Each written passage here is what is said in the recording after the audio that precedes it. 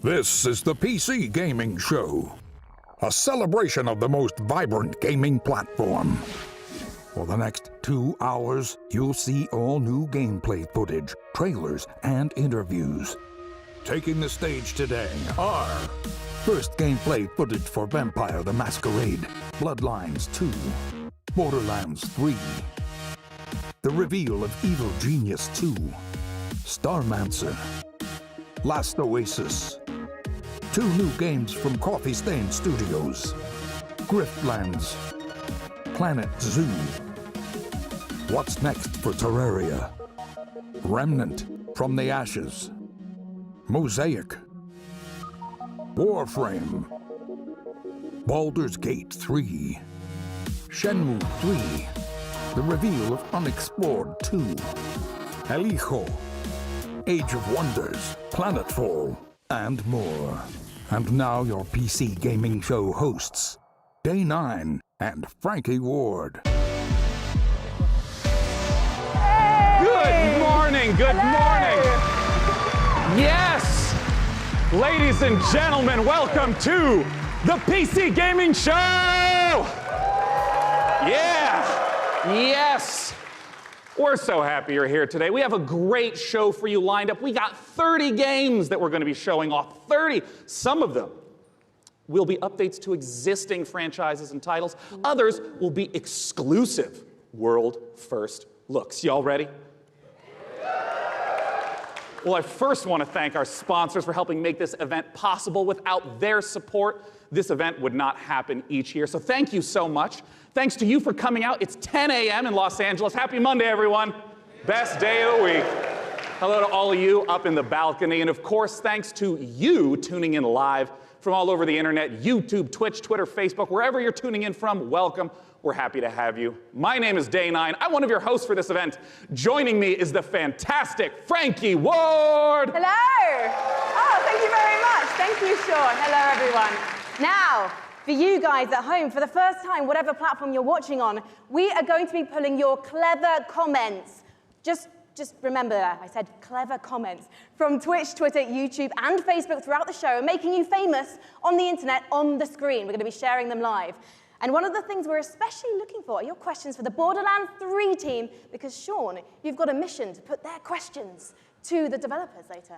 That's right. Midway through this show, I'm going to be asking those questions to the creative director of Borderlands 3. Use hashtag PC Gaming Show, and we'll read them live. Until then, let's start the PC Gaming Show with our very first title from UK developer Rebellion. Several years ago, they announced that they were working on the follow-up to Evil Genius, a real-time evil layer simulator. And now, Rebellion is ready to reveal its nefarious vision for the project. So, PC Gaming Show, who's ready to stroke a cat menacingly? Here is the world exclusive reveal for Evil Genius 2 World Domination.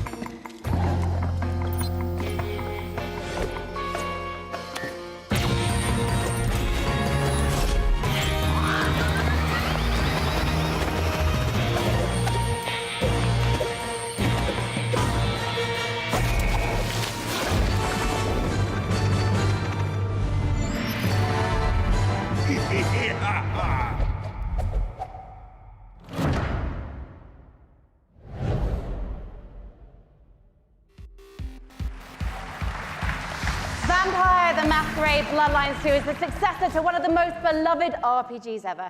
And with me to talk about it, I have Brian Mitsoda and Cara Ellison from Hardsuit Labs. Now, Brian, you were a writer on the very first game, so what does it mean for you to finally get to work on the sequel? It means that a lot of people have very high expectations, and we have to meet those. Well, let's take a look at whether you are going to meet them, because we are going to take a look at the world's first gameplay footage.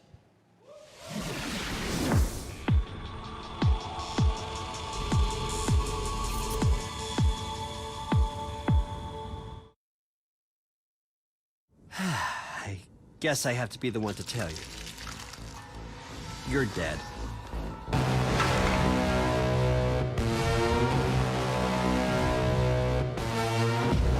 You're obviously new to this whole existence, but truth is, most of you types won't even make it a whole year. We have one rule. You don't break the masquerade.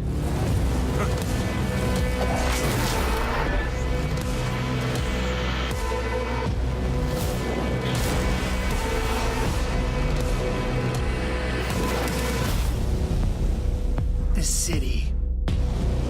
We're all fighting over scraps here. Welcome to the first day of the rest of your death. Having fun yet?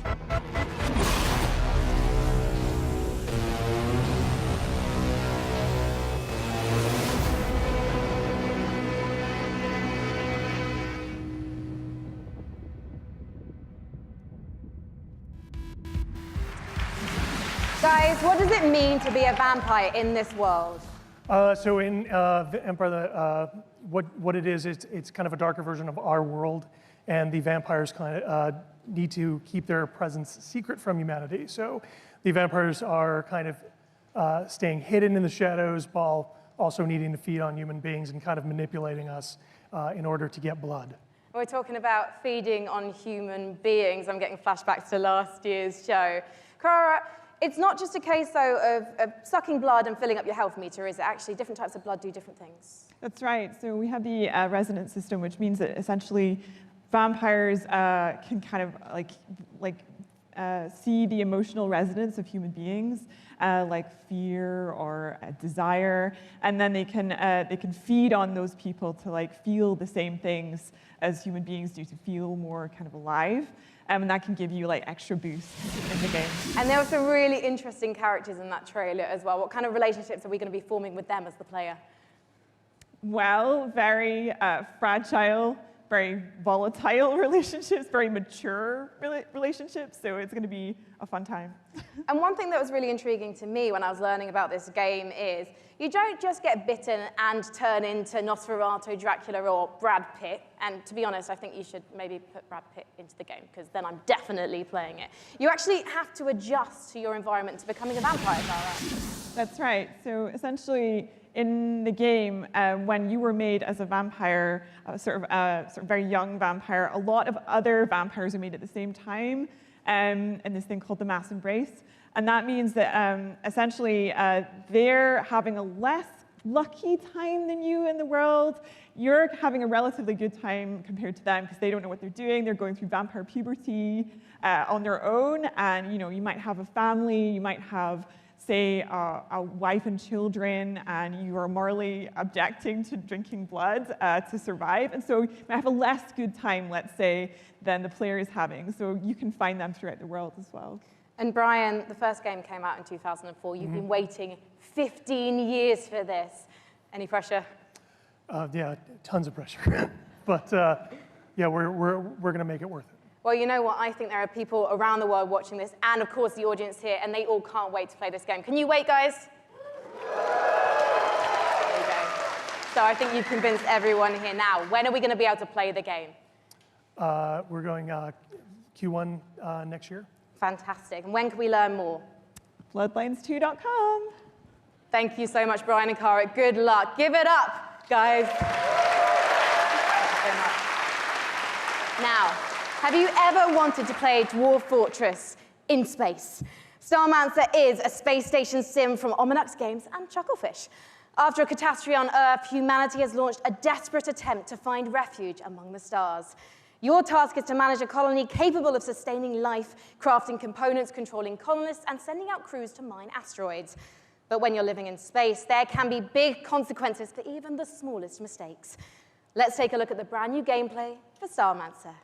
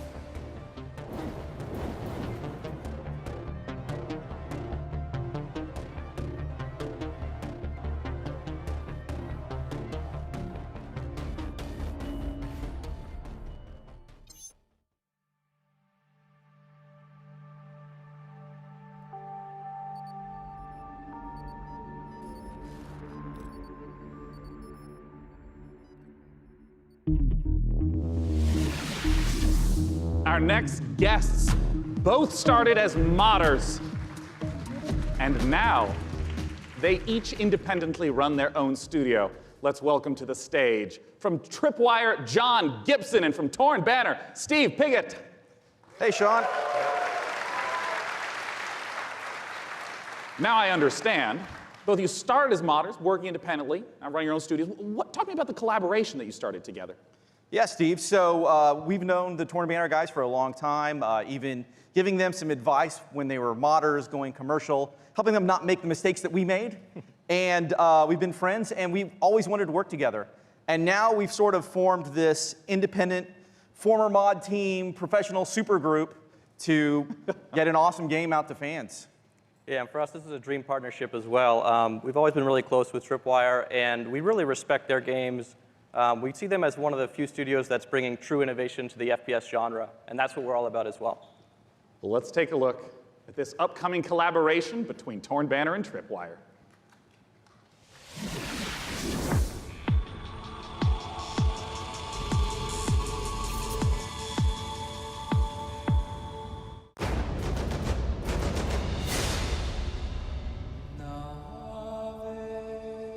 You go first. It's your chicken.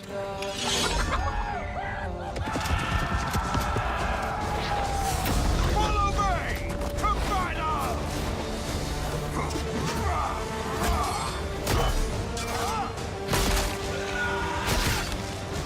For the order!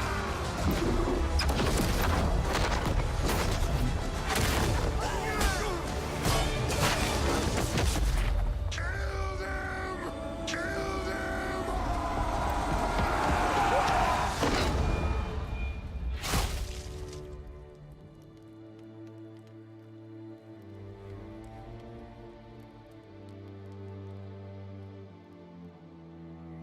I'm unarmed! Oh, talk to me about Chivalry 2, Steve. Well, Chivalry 2 is about bringing players into their favorite medieval movie battle scenes. And our flagship game mode, Team Objective, does that by having players complete medieval objectives like sieging castles, raiding villages, and Yeah, you're not just going and standing in an area and then a bar fills up. You're, like you said, burning houses, killing peasants, you know, yeah. playing as peasants, getting killed. It's really about letting the player experience every iconic moment of the era. And on top of that, this time around, we've increased the player count scale to about 2.5 times what the previous game was, the 64 players. And on top of that increased scale, we've added horses, which really allows us to add a lot of drama to the game and bring experiences like the Battle of the Bastards from Game of Thrones. Don't worry, we'll ignore the last season. Just Battle of the Bastards is going to be in the game. Yes. All right, so I want to ask about the swordplay element to Chivalry 2. I mean, I know it's a really critical element. Yeah, and this time around, we've completely revamped. I mean, we really view what we're doing here as bringing a true sequel in every sense. Yeah.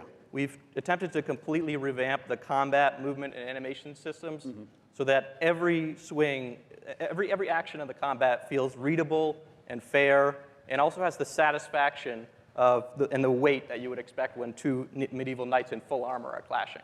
Yeah, and it's very, very fluid and much more accessible than the previous game. And it's, you know, the pace is so much quicker. It was what I really enjoy when I'm playing it. Yeah, and I wanted to ask about the fluidity, because in a lot of melee combat games, you hit a button and there's like a full animation swing and then you sort of reset. So it's kind of these discrete, chunky times. I understand that in Chivalry 2, the swordplay operates differently than that. Yeah, we kind of think of it like when you're swimming, where you're kind of constantly using both arms at the same time. And a core part of our focus this time around has been making it so that players can fight multiple opponents at the same time. Like 1-on-3, 1-on-4 situation? Exactly, because that's fundamentally part of the becoming the ultimate warrior fantasy and achieving glory on the battlefield. Well, I mean, I do have to ask, I'm talking about swordplay and mastery, but the original Chivalry, I mean, it's kind of like silly fun. Like, how do you balance the mastery with the fun element? Yeah, our goal has always been to make it so that players can take the game as seriously as they want to and also as silly as they want to. We know that probably about half our audience plays the game drunk, and we love that. At least half. Yeah. That's an important metric to track. And the game has a huge influence from Monty Python as well. I mean, in the over-the-top voiceovers and the role-playing opportunities. I mean, the game is genuinely hilarious. As an example, you can beat a man with a chicken while quoting Shakespeare. Like, so like picking up a chicken as a weapon, yeah, physically that's a clubbing mechanic. him to death with Well, a that's excellent. Well, I mean, I have to ask, when can people get their hands on Chivalry 2? So Chivalry 2 is coming out early 2020, and it's coming first to the Epic Games Store. Oh, look forward to checking it out in early 2020. Gentlemen, John Gibson and Steve Piggott with Chivalry 2. Thank you so much. We are just getting started here at the PC Gaming Show. Let's take a look at what's coming up next. You're watching the PC Gaming Show. Coming up, build a world for wildlife in Planet Zoo. From the creators of Darksiders, Remnant from the Ashes, Baldur's Gate 3, and more trailers, interviews, and gameplay footage.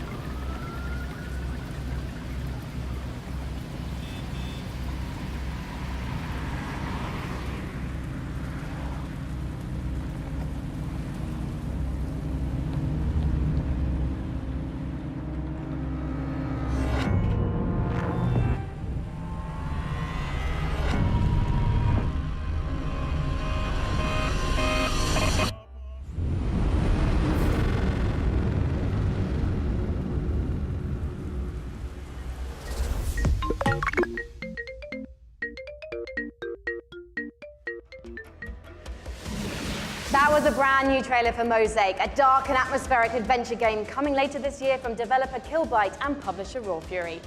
So how are you guys enjoying it so far? There's been some swords, some space stations, vampire puberty. We're listening to your reactions to the PC Gaming Show throughout the entire broadcast, no matter what platform you're watching and ranting on, so keep them coming.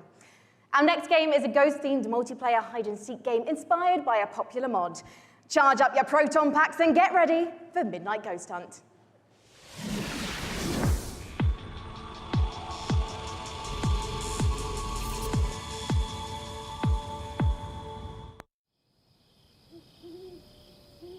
When the night falls, there's only you and me.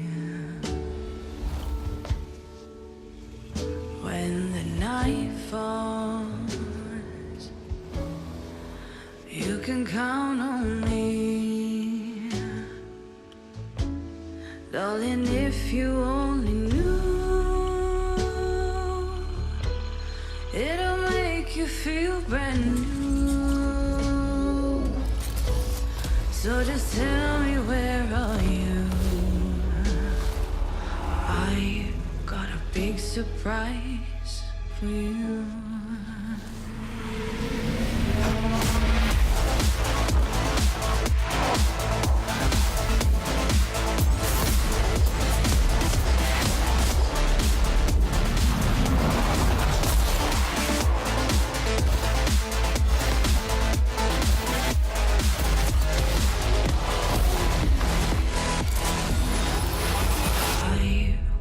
Big surprise for you.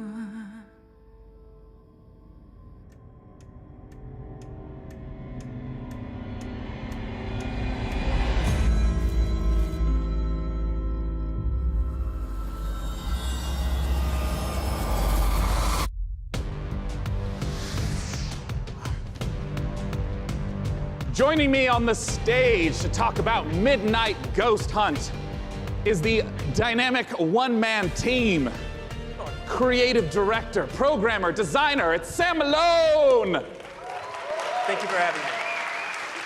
Sam, please tell us what is going on in that. What is Midnight Ghost Hunt all about? So Midnight Ghost Hunt is a multiplayer ghost hunting hide-and-seek game. You can play either as ghosts or ghost hunters, like a 4v4 format. I see. The ghosts can hide inside average everyday objects around the haunted house. The goal is to look like harmless furniture, but on the inside, they're not so harmless ghosts as you saw. Yeah, and if I'm understanding correctly, it's not about hiding as a lamp to try to assault and take out a hunter. It's actually, you would do that so that way you can keep running away and continue to hide. Exactly. So the main objective of the ghosts is to try to stay hidden as long as they can until the time runs out, until the clock strikes midnight. Midnight being kind of the hour of the ghosts, basically. They can fight back if they like, but in general, they want to try to hide. But if there's a hunter kind of off by himself, he can quickly just hit him in the back of the head and knock him out real quick, and he has less hunters to deal with at that point. I see. Well, what's the identity of the hunters? I mean, we've been seeing furniture flying all over the place. What are the hunters doing? So the hunters, it kind of can be divided into two different segments. The first part of the game is kind of almost like a detective game because they're sort of trying to figure out where the ghosts are hiding because it's not really obvious at first glance. So they've got gadgets like a footprint tracker, they've got like a radar like you saw, to try to narrow down where in the haunted house these ghosts are hiding, basically. As soon as the first ghost is found, though, it starts getting a bit more chaotic. There's ragdolls flying everywhere, and they have that cannon to really try to smash the ghosts into pieces. So those are kind of the two aspects of the ghosts. I see. Well, talk to me a little bit about the inspiration for Midnight Ghost Hunt. I understand it's based on Gary's mod called Prop Hunt. Right. So that's definitely a big inspiration, but the big twist for us is that the props fight back. You saw the furniture, they hurl themselves at you, they knock you out, they send you flying. So it kind of almost becomes like this action hide-and-seek sort of mashup. You have a reason to be a little bit afraid of the things that you're hunting. So that changes up the dynamic a good amount, I think. And I want to ask about when the clock strikes midnight. We saw the very spooky red color pop up. We didn't see what happens then. What's going on then? So midnight, if even one ghost survives 4 minutes into the match, then you hear this ominous grandfather clock chime across the map. All the lights will actually flicker out. It'll get really dark and scary, and all of the ghosts that were destroyed actually return as vengeful spirits. They're a lot more powerful than before, and they glow a very brilliant red. So at this point, the tables have turned. The hunters are now the hunted, and they just need to try to work together to stay alive long enough for their evac to come, which is another 4 minutes or so. Usually the ghosts win when it gets to midnight. Are you talking about like 90% of the time? Like 90, yeah, usually because the ghosts are so overpowered at midnight. Right. The hunters are doing whatever they can to try to prevent midnight from even occurring by destroying all of the ghosts and clearing the house, basically. Well, awesome. When can people get the chance to try out Midnight Ghost Hunt? So we'll be running an alpha event later in the summer. You can sign up at midnightghosthunt.com. I'd also like to give a shout out to our Discord, discord.gg/midnightghosthunt. Later in the summer, we'll be giving out keys on our Discord as well as on our main website. Well, wonderful. Ladies and gentlemen, Sam Malone from Vaulted Sky Games. For our next title, we got Frankie up in the balcony, and if I understand correctly, Frankie, this is a sequel. You do understand correctly, Sean, yes. It's a big sequel to a small indie game.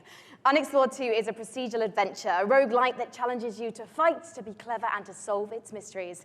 Explore a beautiful world, engage with its creatures, and befriend its people. Search for magic lakes and ancient statues until you die. And die again. This is Unexplored 2.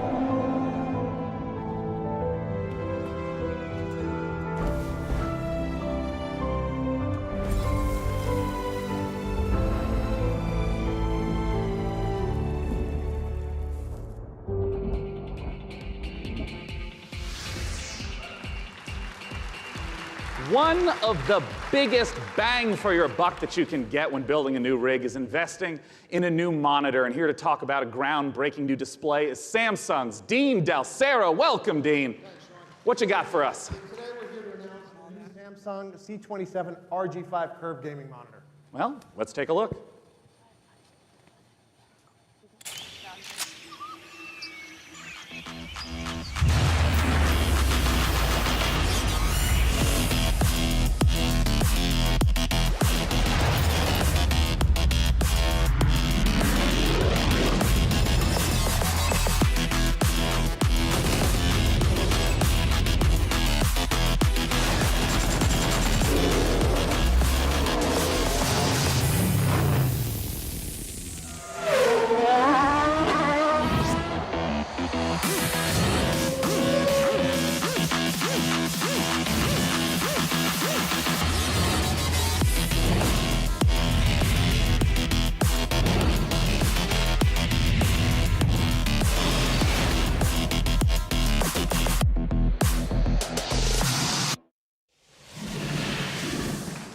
Dean, we've seen the video, and I gotta start asking, talk to me about some of those juicy features and specs. So it's a 240 hertz curved gaming panel. We believe it's a world first. So you have lag-free and tear-free performance.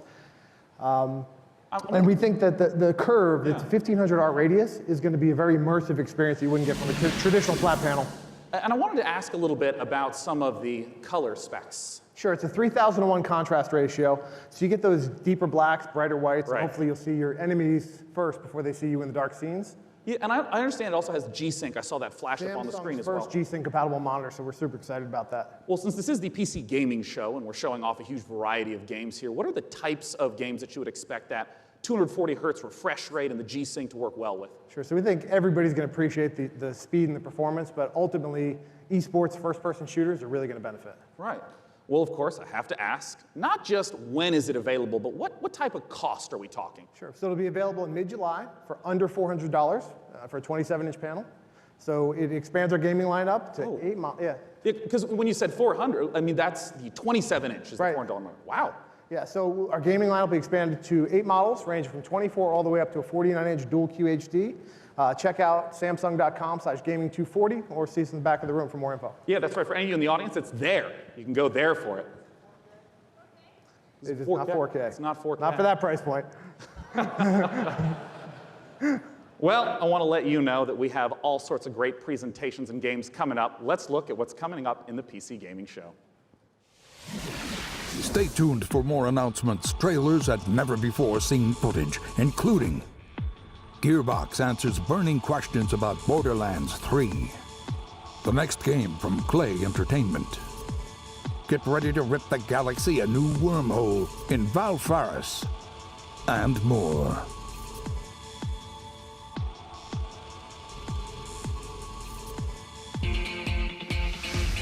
And now the PC Gaming Show presents What's Next from Funcom.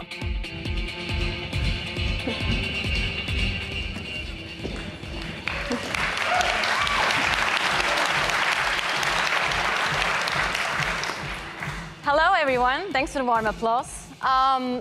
It's very exciting for all of us at Funcom to be here at the PC Gaming Show for the very first time ever. And naturally, we would like to show some of the cool stuff that we've been working on. So without further ado, here are some of the games coming for 2019.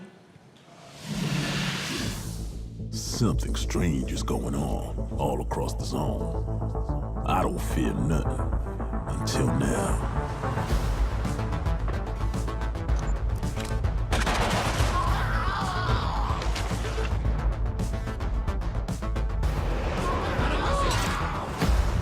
A lot's happened since you've been traveling, Khan. We could use your skills. Stalkers got each other's backs, right? What happens to you happens to me.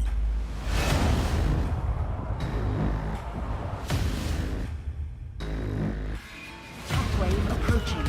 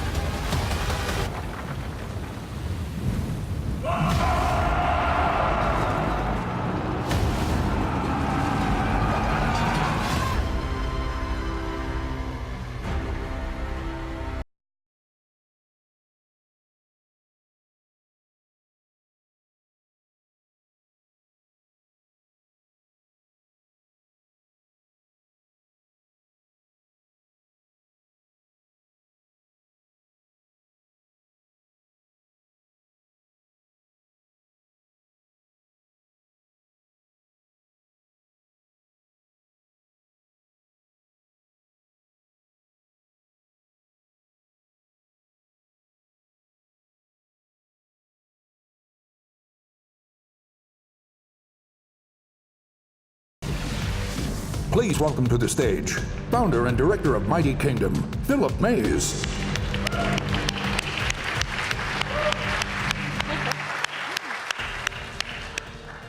So yeah, at Funcom, we've been doing our own games for over 26 years now. But recently, we had the great pleasure to be working with some other very talented developers and help them publish their games. And on that note, I'd like to introduce Phil Mays. He is founder of Mighty Kingdom, a studio out of Australia, who has been working with us on something a little different. Thank you, Natasha. So on April 1st this year, we put out a little trailer for something called Conan Chop Chop. And considering the date, it was perhaps no surprise that people decided that that was an April Fool's joke. So yeah, we have a little surprise for you. Check this out.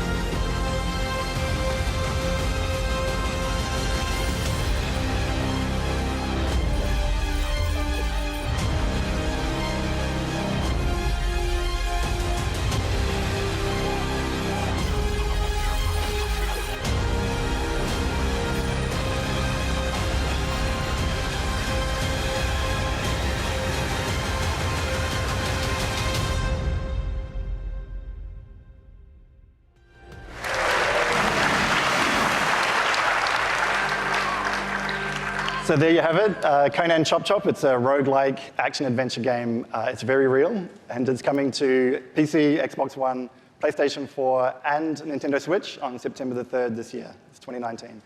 We also have a playable version here at E3 at our demo room, so if you want to give stick figure Conan a try, then please don't hesitate to drop by. Thank you. Thank you so much.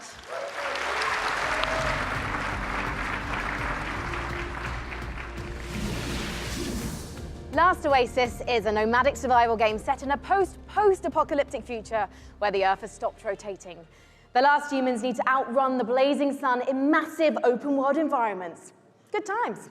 But cheer up, sunshine. This is one of the most original-looking multiplayers we've seen, with interesting ideas underneath, a player-driven economy, and some truly incredible death machines. Coming to Early Access on Steam on July 15th, let's take a trip to the Last Oasis. My tribe built wooden legs to lift us over the burning sands. We must move forward, or die beneath the sun.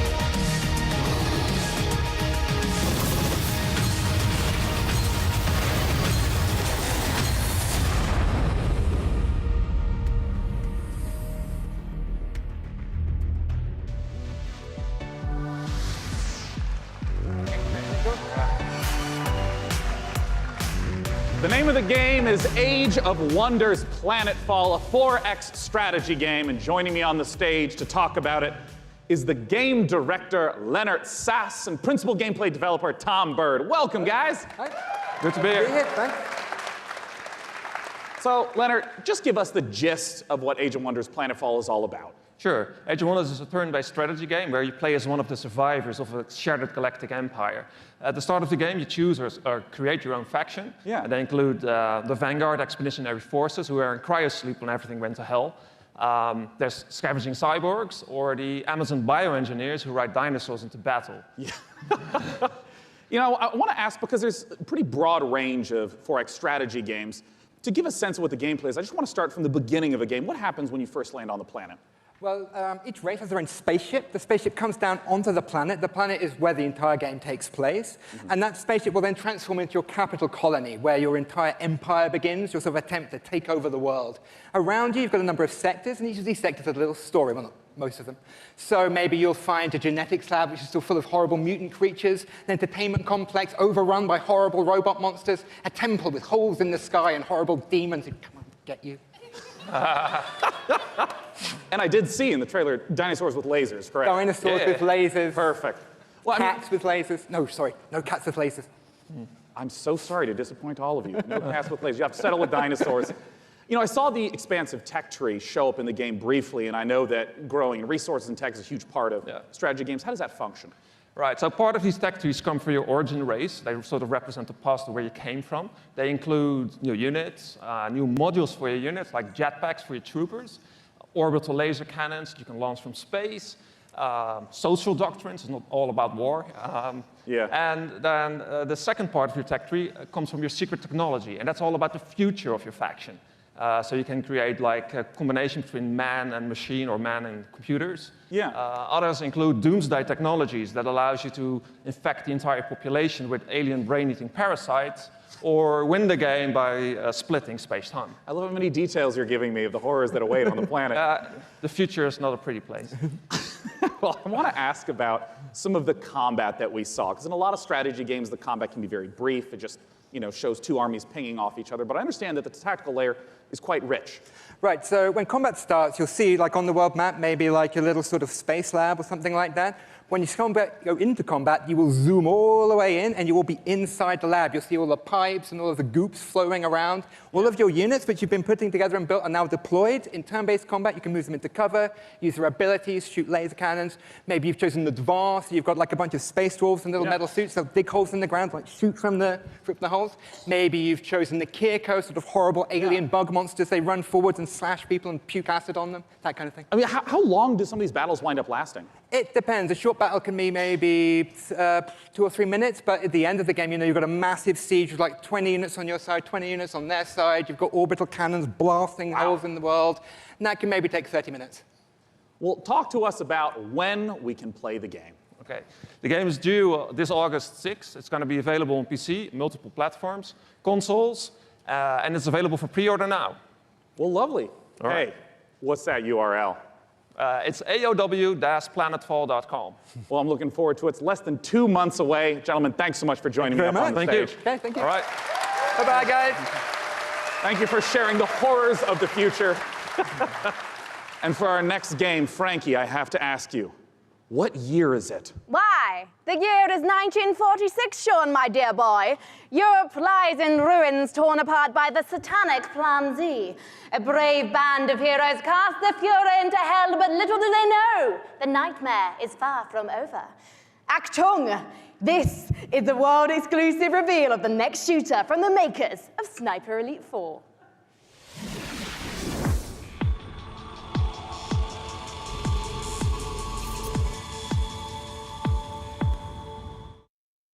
Rated M for mature.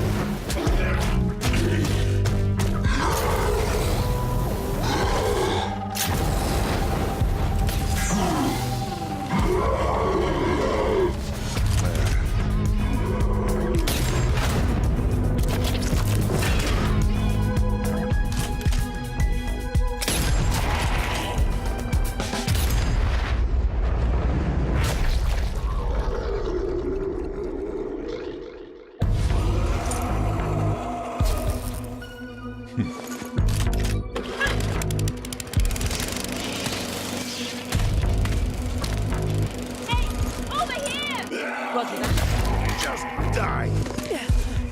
Come on, let's go.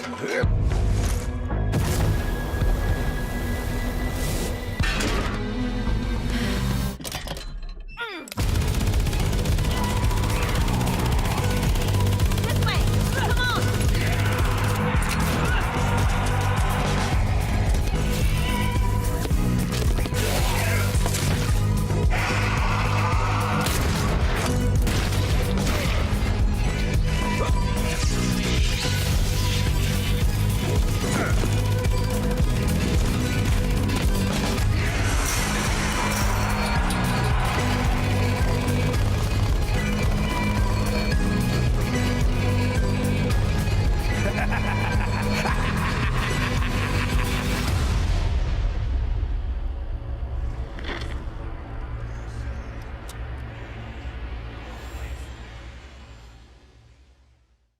later on the PC Gaming Show.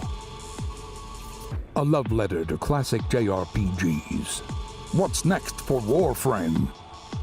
A surreal noir adventure set before, during, and after the Big Bang. Baldur's Gate 3, and more.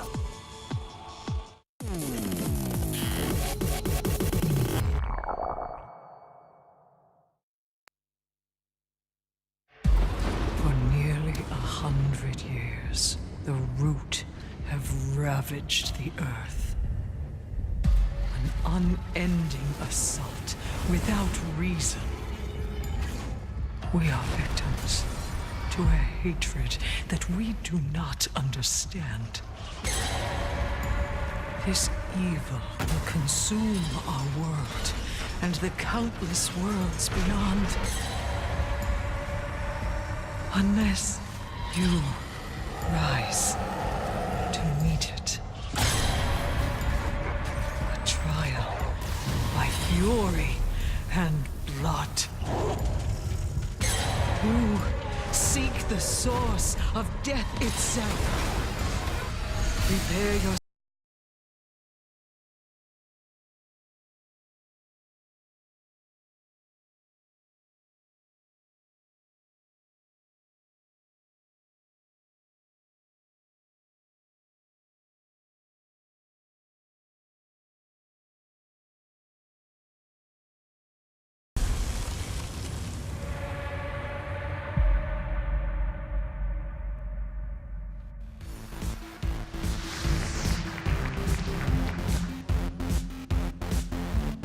Joining me on the stage to talk about Remnant from the Ashes. In that trailer, we got the chance to see so much new gameplay footage and new environments. Let's welcome the CEO of Gunfire Games, David Adams.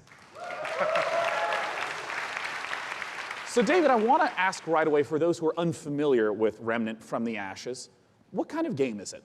So Remnant's a co-op action shooter set on an apocalyptic Earth and across a bunch of cool fantasy worlds.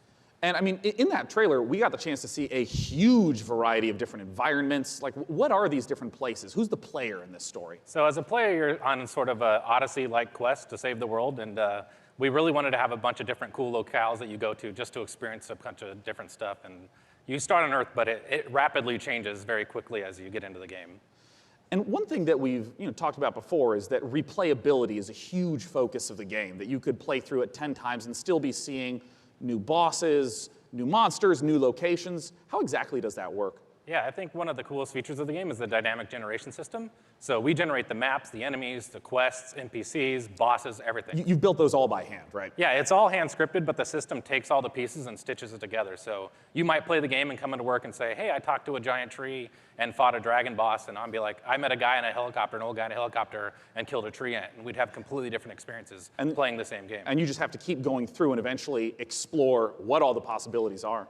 Yeah, you can play the game over and over again to see the stuff. You can jump into your friend's world to experience the content in their world, and that's a big part of the game, just jumping in and seeing what you get. Well, I want to ask about loot, which is, I understand, a big part of the game. How does it function alongside this ever-shifting gameplay experience? Yeah, the loot in the game is all legendary items, and it's tied into the dynamic generation. So if you fight a boss or meet an NPC or get a cool, unique side quest, it generally coincides with a cool, unique item. It might be a boss weapon or a magical item or armor. So if you play the game and you get all completely different events, you'll have different equipment than I have.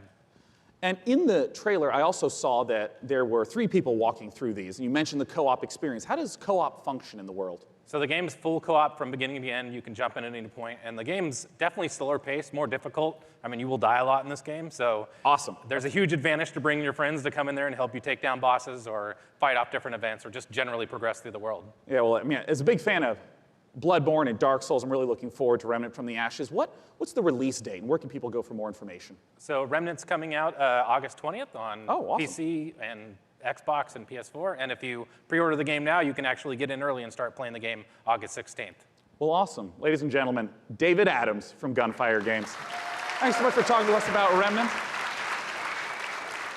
And as we mentioned earlier, keep those questions coming. I will be asking on stage the creative director of Borderlands 3 everything you want to know. Doesn't matter what platform you're on, just use hashtag #PCGamingShow. And until that time, let's talk about our next title. This one was announced 2 years ago at the PC Gaming Show here. It's a game from Clay Entertainment called Griftlands. It's changed quite a bit in the last 2 years. It's now a deck-building roguelike where you don't just fight, but you also negotiate your way through a broken-down sci-fi world. It's going to be available on the Epic Game Store in one short month on July 11th in alpha. Let's take a look at some of the footage of what you'll be playing.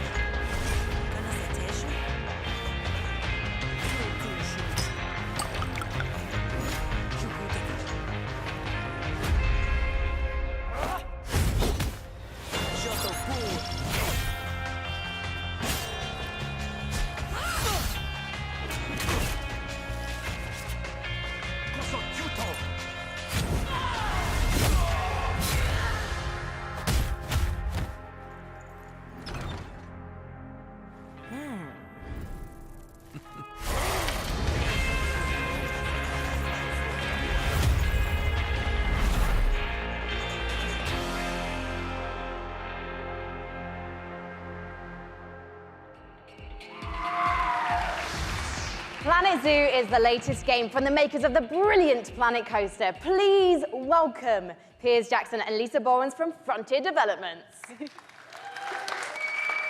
Now, Piers, what kind of zoo are we going to be running here? So Planet Zoo is a new management sim game from us.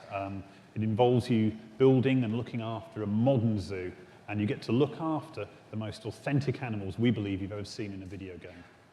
Each of our animals are unique. They have their own needs, their own desires, and their own behaviors.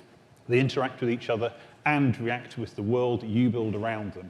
And today, for the very first time, we're really excited to be able to show everyone here our gameplay video and to announce our launch date. Well, fantastic. Let's buy the world's largest family pass and take a look inside.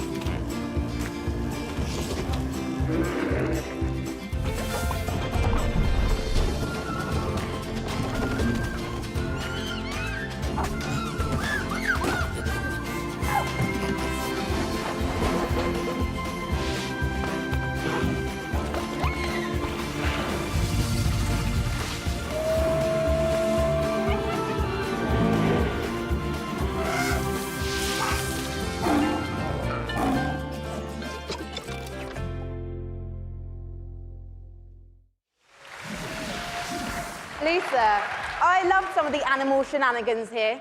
I mean, hippos pooing, adorable baby elements. It's absolutely brilliant. I can't wait to play it. But before we saw the trailer, Piers mentioned this is a modern zoo, but what exactly does that mean? So nowadays, when you go to the zoo, you're not just going to see all the lovely, pretty animals. You go there, you want to be, learning about conservation.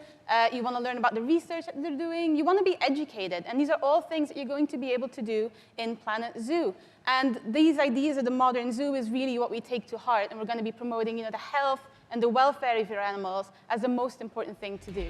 And Piers, when can we see more gameplay, and when are we going to be able to get our hands on it ourselves? So we're obviously demoing the game all this week at E3, but most people aren't going to be able to see that. So we've recorded our presentation.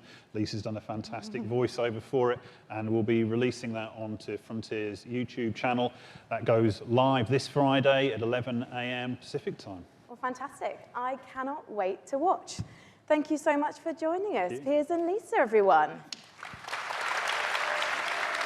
Next up, We have a very special guest all the way from Japan.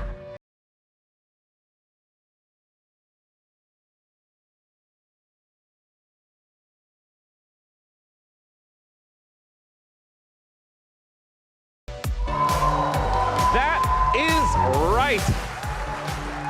Ladies and gentlemen, joining me on the stage is a legend of Japanese game development. It's Mr. Yu Suzuki. Hello, everyone.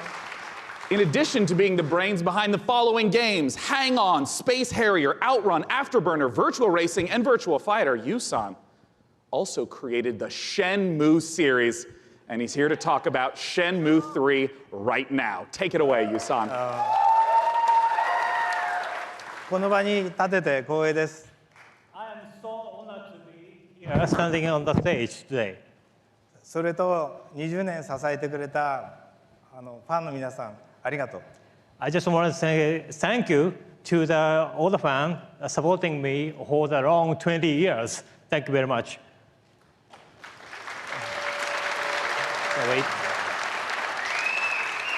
The wait is nearly over. That's right. Let's take a world exclusive look at Shenmue 3.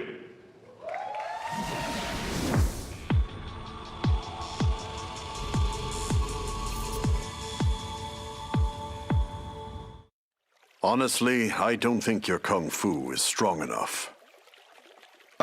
Grandmaster, I...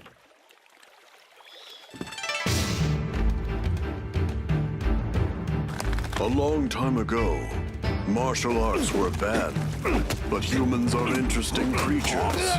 They practiced in secret, away from prying eyes, and became stronger.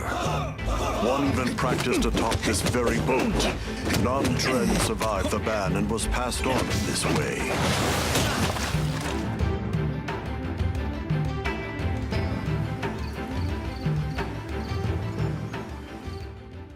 What did you say to me? Stop it. They threaten and extort money from shop owners, get drunk by noon, and cause trouble. Everyone in town is afraid of them. They are heartless. Hey, wait right there! Okay.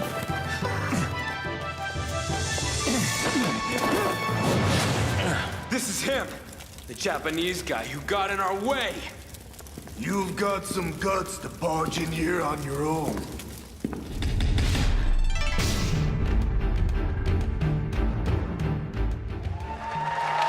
I know so many people have been waiting for Shenmue 3. I would like to once again thank you so much. Thank you, Yu-san, for joining us today. Thank you. Cheers. Thank you, everyone. Thank you. Now our next title is near and dear to my childhood heart. It's based upon a game I grew up playing called Heroes of Might and Magic 2. Let's take a look at an upcoming collaboration between Coffee Stain Studios and Lava Potion.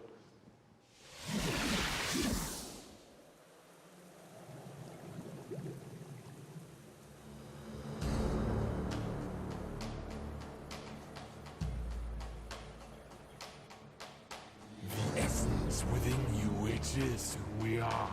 In dead or in living, it's near and it's far. In human and the lama and beasts of the land, it flows through the forests, it breathes the sand.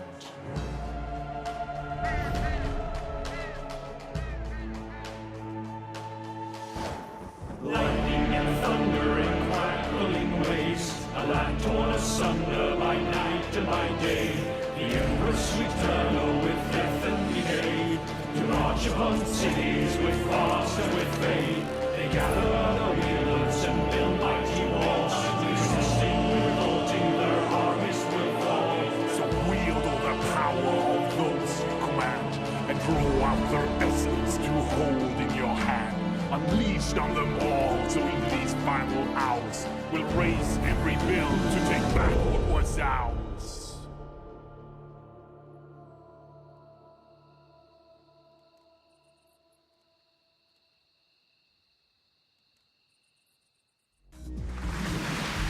The name of the game is Songs of Conquest, and here to join me in talking about it is the lead designer from Lava Potion, Carl Toftfeld. Hey, Carl. Hi, hey, thanks. I mean, let's just start off. For anyone who maybe hasn't played the Heroes of Might and Magic series, what is Song of Conquest all about? It's all about, well, you kind of start out with in the town that you just saw in the end of the trailer. And from there, you recruit your wielders. It's what we call our commanders. And you recruit an army, and then you kind of send off your wielders on an adventure. And they go exploring the world. They pick up resources to flag mines. And with those resources, you upgrade your town so you can get more stuff. And that's kind of what you do. Adventure and strategy combined. Yeah, and you know, I know that part of the core loop is obviously get the resources to build up the township, but for what reason? Armies, man. Talk to me about those juicy battles. Yeah, so the battle, just like the whole game, is turn-based. So you go into combat, you bring all your troops in, and you start by deploying them, and then all the troops have different stats, like offense and defense and health and so on. And they go in initiative order, and then you slug it out, and it's a bit like chess, but instead of like pawns and bishops, you have like horned wands and face spirits. Great, and griffins and so on. Yeah, and all those things. And well, you know, as someone who just loves the Heroes of Might and Magic series, I know that you have translated a lot of the gameplay elements into Songs of Conquest, but what are some of the modern elements that you're bringing in? Well, there's a lot of it, but I mean, one of them is our magic system. We call it the essence. So basically, in the Songs of Conquest universe, everything has an essence within there. It's sort of like the soul. So your troops, they have an essence. And to do magic, you need to bring the troops with the right essence, with your wielders' skills. Oh, I see. So if you want to like make your troops go faster, you need to bring a troop that has that essence, like cavalry. And maybe to ask a basic question, what if my opponent kills that cavalry? Then you can't do the magic. So. Oh, I see. Okay. Yeah. So if you're fighting someone, you kind of have to like weigh the pros and cons of what to kill off. Like, do you want to destroy their magic or their powerful troops? Where can people go to get more information? And as always, when's it coming out? Late 2020. Oh, it's quite a ways off. It's quite a ways off, but you can go to songsofconquest.com and sign up for alpha, and then you can play earlier. Well, as you know, I'm really looking forward to playing it, Carl. Thanks for joining us. Thank you. Now, our next title is an update to a popular co-op game. Let's see what's in store for Vermintide 2.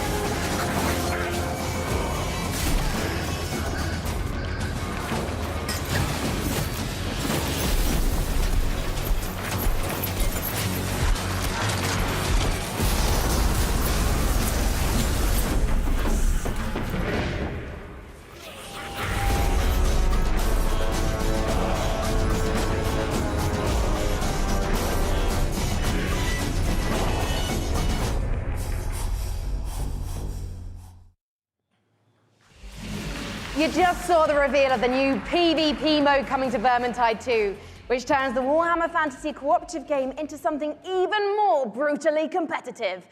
It looks deliciously vile, and surely dismembering Skaven is so much more satisfying when you know you're going ham on a fellow player, making him or her cry little baby rat tears behind their computer screen. You can sign up now for the Vermintide 2 Versus beta at vermintide2.com/versus. In Per Aspera, you're an artificial consciousness orbiting Mars, whose ultimate purpose is to terraform the planet, starting from a single drone in your landing site and turning the planet into a flourishing second home for humanity. Courtesy of developer Talon Industries and publisher Raw Fury, here's a first ever look at Per Aspera. As we all know, reaching the Red Planet was not humanity's greatest achievement. Transferring the complexity of the human mind to machines was. So they can succeed where we failed. So they can build us a home on that distant, dusty rock. Today, Amy reaches Mars and begins their mission. Amy, are you with us? Of course, I'm with you, Houston.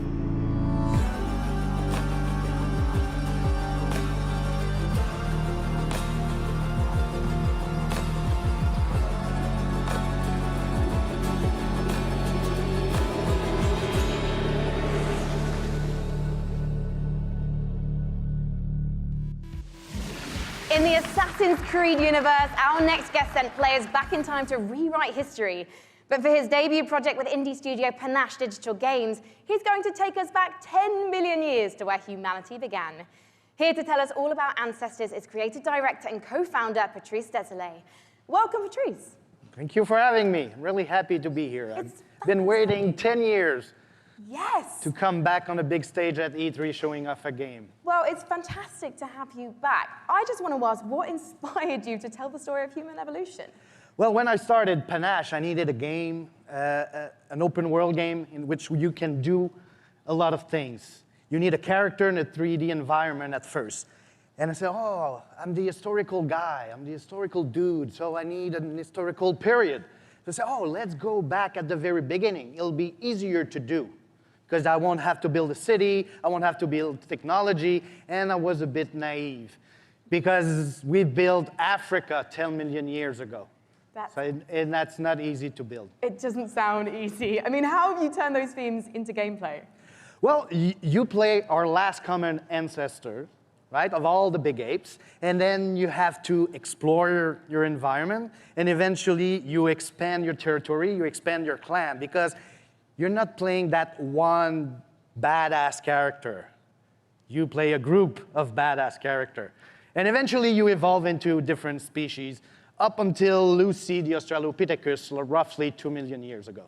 I imagine our ancestors had a lot more issues to deal with than we do today. There's going to be a lot more dangers in this world, so tell me a bit more about those. Well, it's all about from a prey to a predator. Basically, at the beginning of the game, everybody's there to kill you and devour you. And basically, at the end, it's pretty much you, where you're the predator and everybody's afraid of you. And that's the idea of Ancestors, the Humankind Odyssey. So, Patrice, ultimately, what is the key to evolving your clan successfully? Curiosity.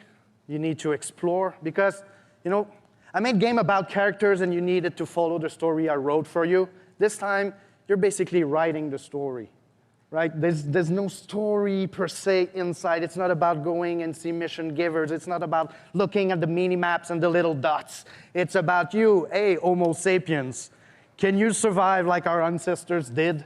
And that's the question I'm asking the players. It'll be for you to answer that question August 27th. Well, I was going on PC first. I was going to ask you when we can see it, and you answered my question first. Thank you so much, getting Patrice. good at this. As Patrice says, Ancestors will be released August 27th, and you can learn more at ancestorsgame.com. Thank you.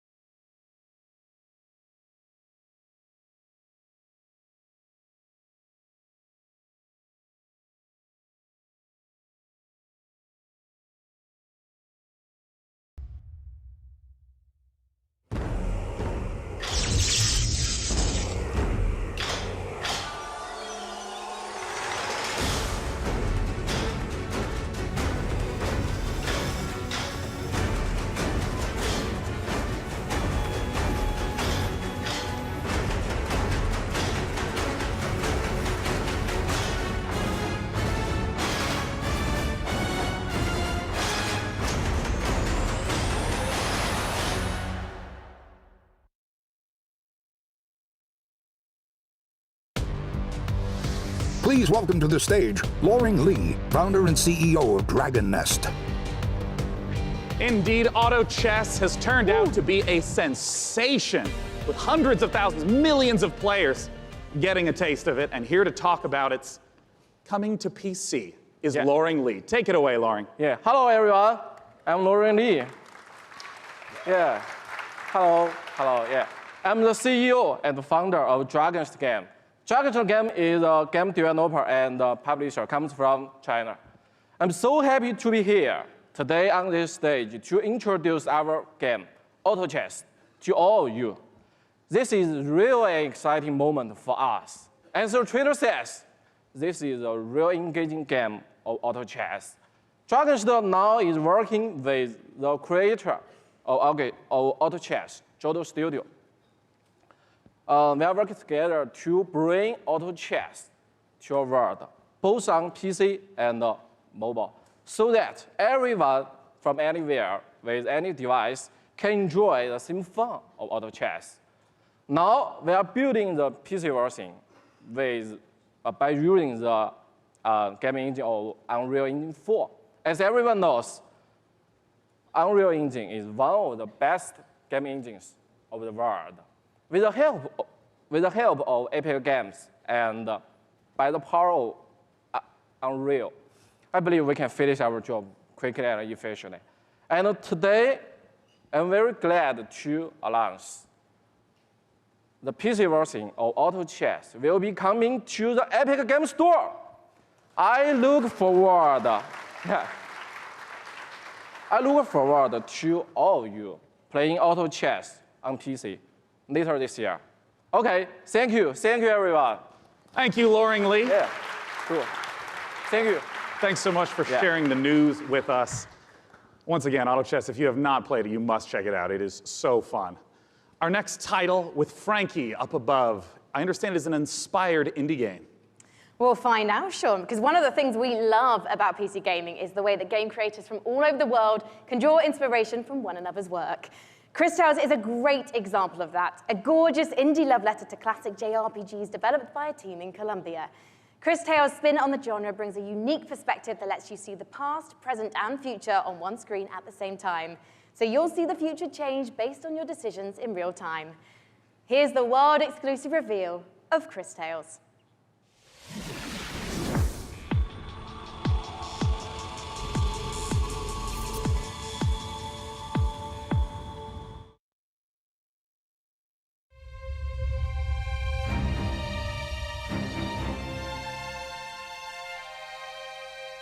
If you saw what was, what is, and what would be.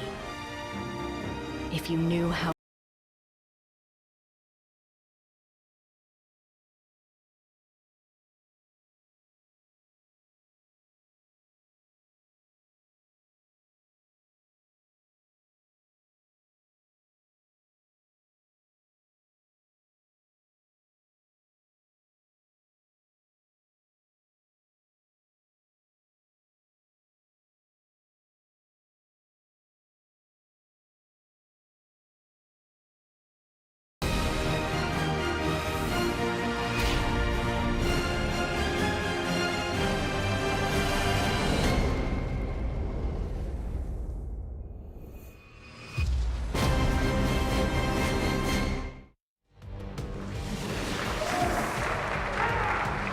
In PC gaming, it's not the size of your weapon, it's how you use it.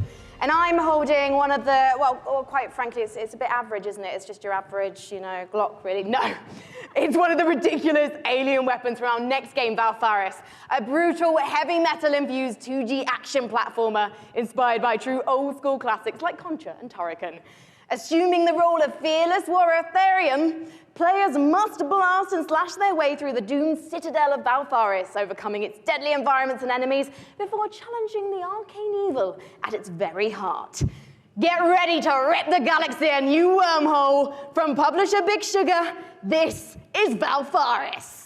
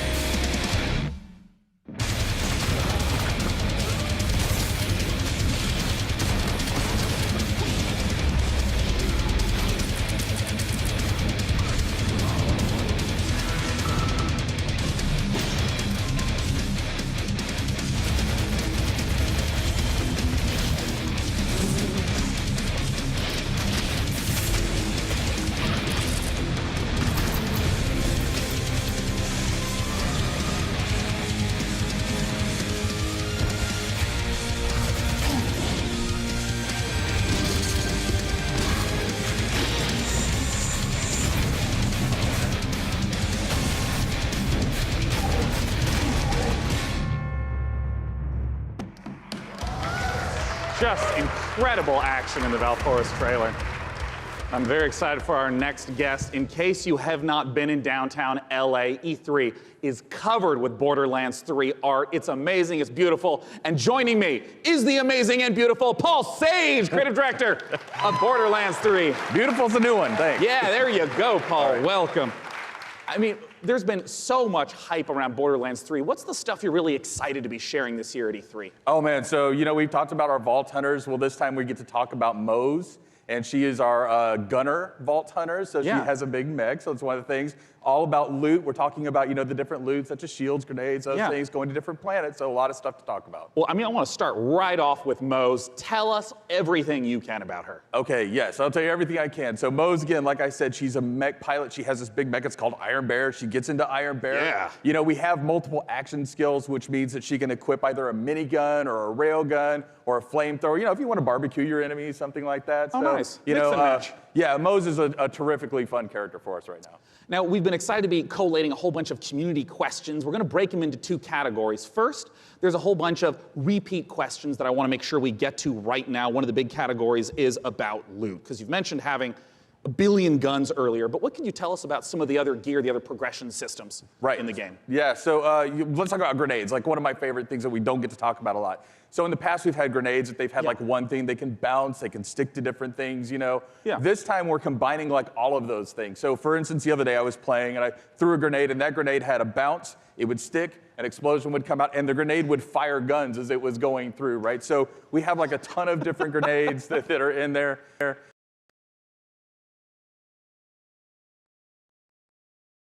Shield where if you duck, that shield will extend out in front of you, so just tons of different things that we have with our characters. Class mods are unique, and that they give you skills this time as well as enhancing the skills you currently have. I also remember earlier you mentioned about artifacts. What are those? So artifacts are, we've kind of concentrated on like, hey, does the game feel fluid? Can I, slide into things? Can I jump? Can I mantle? Right. So when we were playing with that, we slid into a barrel, right? And the barrel exploded, and we're like, well, that's kind of fun. Yeah. So why don't we do something like that? So our artifacts actually add certain things to movement. So for instance, you can slide faster. You can slide, and every time you slide, there's an explosion. We have something we call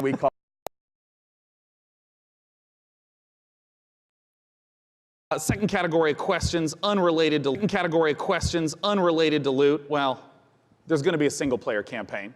What's going to be happening after the campaign? What are some of the beyond the single player, maybe end game content that you can talk about? All right, end game content. Okay, well, it's E3, so I give a little bit. So we have this thing what we call the Guardian system. So for those people who played Borderlands before, you might remember Badass Ranks. Badass Ranks, you can get, is basically kind of an infinite progression system that added to your stats. Yeah. We doubled down on that. We have what we call Guardian Rank. And Guardian Rank not only has that infinite progression, but it has skills and different skins that you can open up as you go through. And the cool thing about that is like every character that you play on that account gets the benefits of Guardian Rank. Oh, interesting. Right. All right, last category we're going to go through, and then we're going to hit some rapid fire questions. How do the boss fights in Borderlands 3 compare to Borderlands 1 and 2? I know those were big aspects.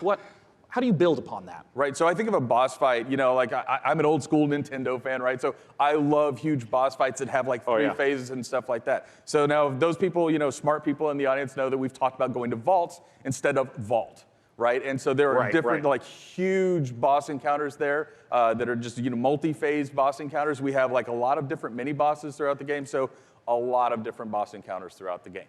Well, now I want to ask some really quick questions that should be yes or no, very brief. First from Castore, how will you be handling multiplayer? Multiplayer, we will basically be allowing anybody to jump in at any time, so.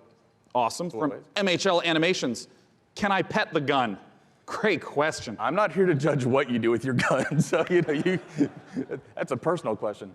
All right, great. Sam Wiseman asks, is Maya's new companion a siren? People are asking the right questions. That's what I will say about that. Oh, you tease. Sorry. All right, from Ironic Sanguine says, is Tiny Tina going to be seen fighting alongside the Vault Hunters? Yes. Nice. All right, I'm just going to blast through a couple more as fast as I possibly can. Right. What's the level cap at launch? 50. Will we get to see Flak? Yes. Will we see golden keys and or shift codes for Borderlands 3? Absolutely. Will there be duels? Yes. Other kinds of PvP? Yes and no. And also maybe. Yeah, Perfect. maybe, yeah. And will you be able to transfer weapons between your characters? Absolutely, right from the start. Perfect. And when is the damn game coming out? Friday the 13th, 2019, September 13th. Perfect. Borderlands.com for more information. Thanks so much for joining me on stage. John, thank you. And once again, if you have not seen all the setups in downtown for Borderlands 3, they're beautiful. Our next game, we're going to be revisiting a guest that we saw earlier in the show. He's upstairs with Frankie. What you got for us? Oh, hi, we're live. Sorry. Hello, I was just, I was actually testing out my outfit for this weekend. I don't know, what do you think, John? I think you look really sharp, as always. Very sharp. Well, thank you so much. John Gibson, president of Tripwire, thank you for joining us again on the show. Yeah, very excited to be busy here. Man, yes. Yes. Now, last year, we revealed Man-Eater to the world. And can you remind anyone who missed it what the game's all about? Absolutely. Man-Eater is an open-world action RPG, or Shark PG as we call it.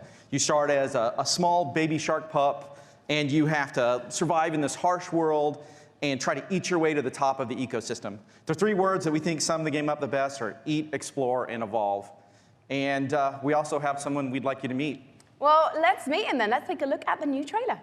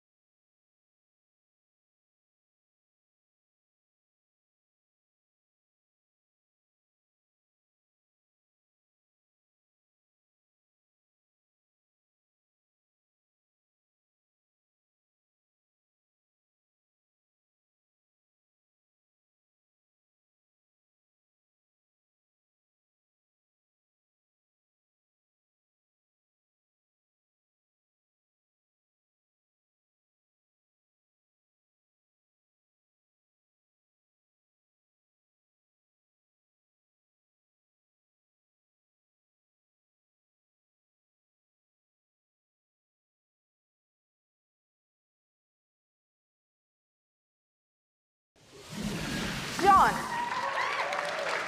who was that appallingly dressed fisherman in the trailer? Because quite frankly, not even I would eat him. That was Scaly Pete. And Scaly Pete's the villain in this tale. Pete is a best fisherman in the Gulf, the best shark fisherman, or he'll tell you he's the best shark fisherman. And he disfigures our baby shark at the beginning of the game and does some really nasty things. So he's not a very nice guy. And now the story of Man-Eater is told through the lens of a reality show called Shark Hunters versus Man-Eaters. And it follows Pete and the player shark on its adventures. And it's a really, it's a very exciting way to tell a story. And based on that trailer, to be honest, John, it looks like your main goal of the shark is to just bite everything. Yeah, there is an awful lot of man-eating going on in this game. That is the name of the game. And but we'd like to think of the game as a shark-tastic fun action game. It's like GTA if you were a shark. But there's there is more to the game than just eating. So we spent a lot of time moving through the water, breaching out, and adding abilities to go up on the beach for an afternoon snack. There's a lot of exciting things that you can do in the game. And you mentioned before it's a Shark PG. How does that progression system work? So there's three facets to the Shark PG elements of the game. There's growth, there's life phases, and there's evolutions. So growth comes about through eating things, nutrients, people, whatever you can find. And that's kind of like your XP in the game. That allows you to level up, your shark will grow a little bit, you'll get more powerful. And then at key phases that we call life phases, you'll make a big jump. So let's say you're a brooding teenage shark and you're about to become an adult. When you become an adult, you take a big leap in size, a big leap in power and capability. And then as you reach these life phases, you unlock evolutions that can be applied to parts of the shark's body. For example, you could get metallic teeth that allow you to shred boats, or a powerful tail that allows you to jump to incredible heights, or you could get mutated lungs that allow you to spend a little more time on the beach getting those afternoon snacks. Just really quickly, John, everyone's wanting to know this question. When's it coming out? So we're really hard hammerheading away at this game and trying to make it the most awesome shark RPG ever. We're not ready to announce a date, but we're pretty certain you're going to see it before the next PC gaming show. Well, I hope we do, John. Otherwise, I'm going to have to start biting people. In fact, I'm quite hungry at the moment, so I think actually I'm going to find an audience member because you guys look tasty. So I'll see you in a bit. I'm just going to have a snack. Thank you, John. Oh, thank you.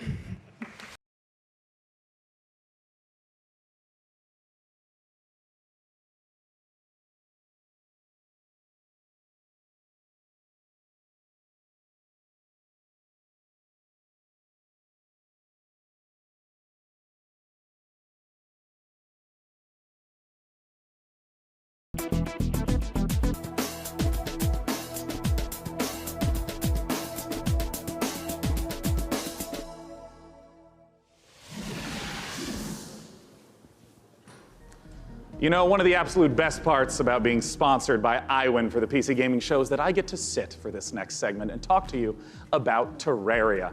Terraria is one of the best-selling PC games of all time, selling almost 30 million copies. And part of the reason why it's maintained such popularity is the fact that the developers Relogic continue to add content, going from 250 items at release to now over 4,000. Let's take a look at their penultimate expansion coming up, Terraria Journey's End.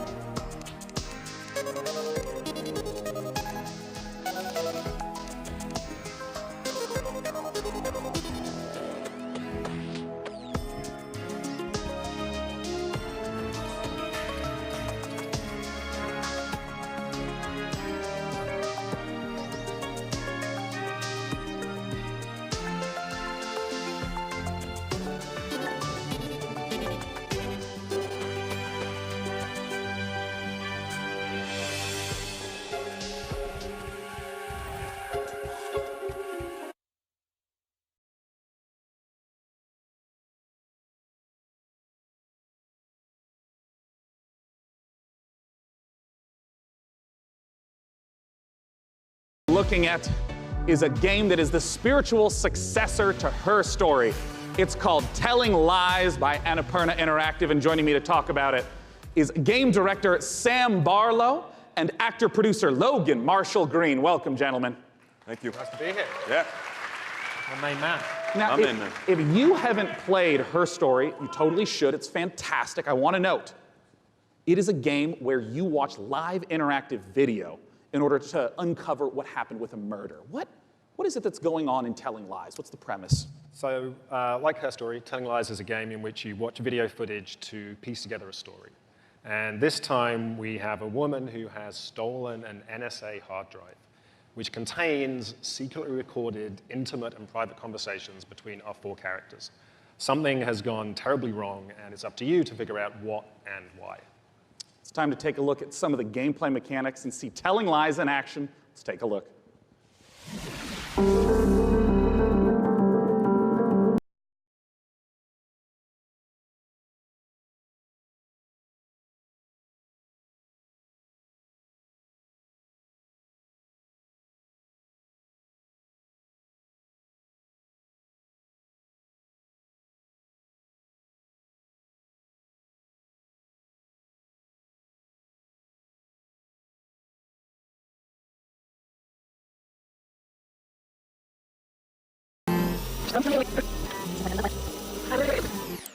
It's late. I gotta get her in the bath.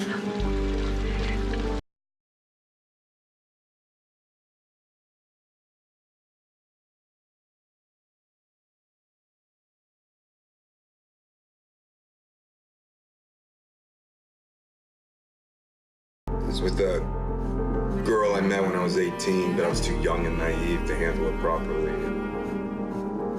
I guess I still carry a torch for her.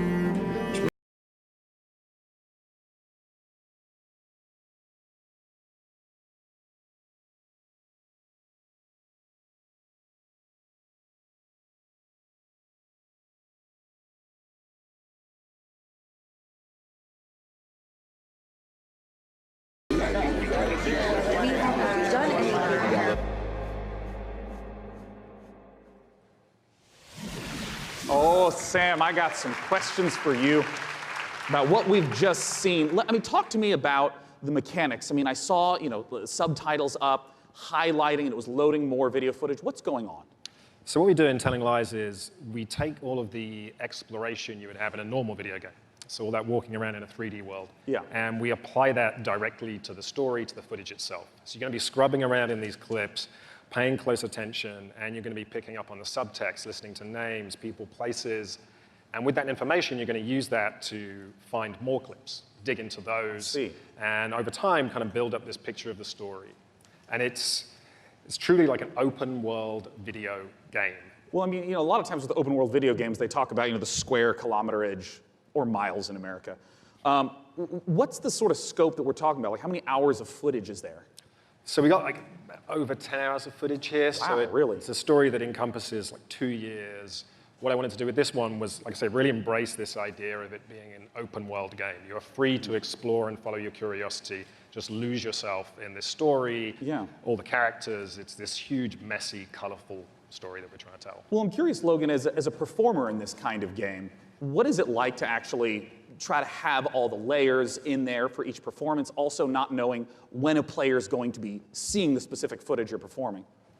Well, it's definitely a non-linear open world game, but our approach and Sam's approach was not unlike a movie or a TV show, and we had to understand it A to B. And so for the most part, that's how we shot it. Obviously, when you're shooting a movie or a TV show, and in this case, a game, you're going to be shooting out of order. But we actually stayed pretty linear in how we approached the story. We went after it like all the other times we're actors. We just went after intention and what do we want, and we tried to make it as deep. It's got a lot of scope. But we wanted to make it as deep as possible, and Sam is one of the best movie or TV directors I've worked with, so it was very similar. Nice. Yeah, look at you two. Now, of course, I do want to stress to any of you, if you have not played Her Story, it's quick to play through. It's absolutely brilliant. Please check it out in the meantime. But we're, of course, waiting to find out, when can we play Telling Lies? Very soon. Very soon, I promise. We'll have a date soon. Right now, you can go to Steam. You can wishlist it on Steam. We all love Steam. And yeah, very soon. We'll be showing a little bit more during E3, and the game will be out, very soon. Fantastic. Desperate to get it out there. Yeah. And people to play it. As soon as humanly possible. Well, Sam, Logan, thanks so much for joining me on stage. Once again, Telling Lies. Now, up on the balcony, Frankie's going to be talking to us about a game that my friends, year after year after year, keep telling me I have to play because of how much they've improved it. Frankie, what's going on with Warframe? Well, one of my favorite parts of last year's show, aside from being upstaged by a giant duck, was getting a glimpse at the future of Warframe. And here with the latest look at the next expansion to the universe is Space Mum Rebecca Ford. So, chat, behave yourselves, please, because Mother's here. Now, Rebecca, what are we about to see? We're going to take a look at an amazing trailer that our team has put together. A lot of our players have been waiting a year for a look at what we've been calling Railjack, so it's about time to, see what we've been doing. Yeah, let's take a look.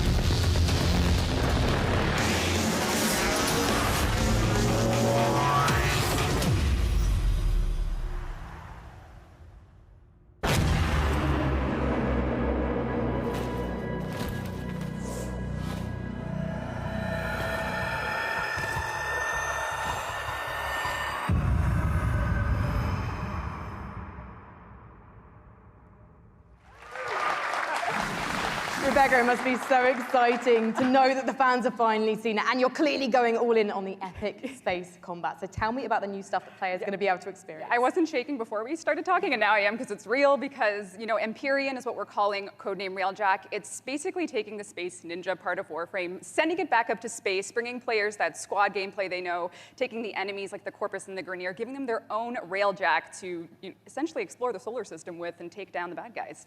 And when are fans going to get to see more? Well, TennoCon is in London, Ontario. It's July 6th, and you can come watch it online on Twitch. We're going to be showing a lot more in our keynote for what Empyrean is going to be. Well, today I'm getting a feel for the suit, so what's the deal with that sweet-looking Necros Prime? How do I get my Tenno arms into it? I cannot say that on live television, but, you know, there are ways. But yeah, you just have to link your Warframe account to your Twitch account. If you watch 30 minutes of our Tenno live show, you can get it, but hopefully you stay for the whole hour, because we got lots to show. Well, thank you so much, Rebecca, and good luck with TennoCon on July 6th. Thank you. Okay, now we've seen some amazing stuff today, but nothing quite so gloriously strange as our next game. Developed by Brooklyn-based studio Feral Cat Den, it's an existential-based chat odyssey set during the Big Bang. Yeah, it's actually blown my mind learning about this one. Buckle up, everyone, because we're about to get bonkers with Genesis Noir.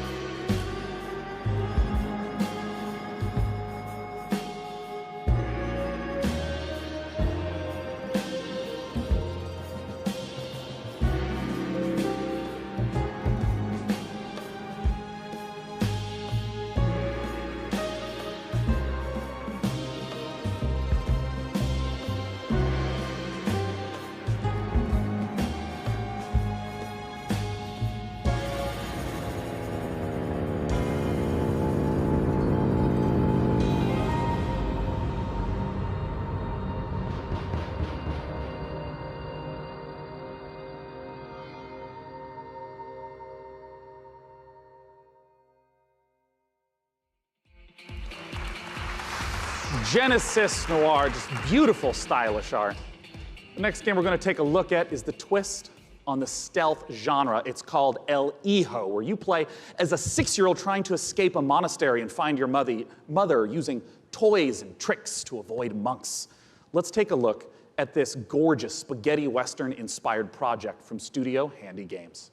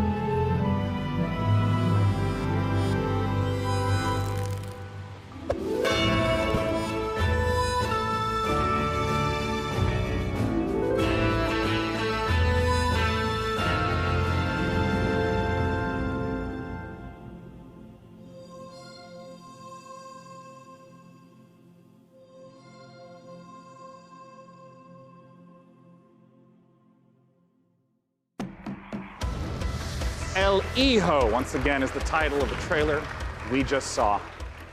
For our final guest tonight, please join me in welcoming from Larian Studios CEO Sven Vinke, and from Dungeons & Dragons at Wizards of the Coast, the creative director of Dungeons & Dragons, Mike Merles, to talk about Baldur's Gate 3.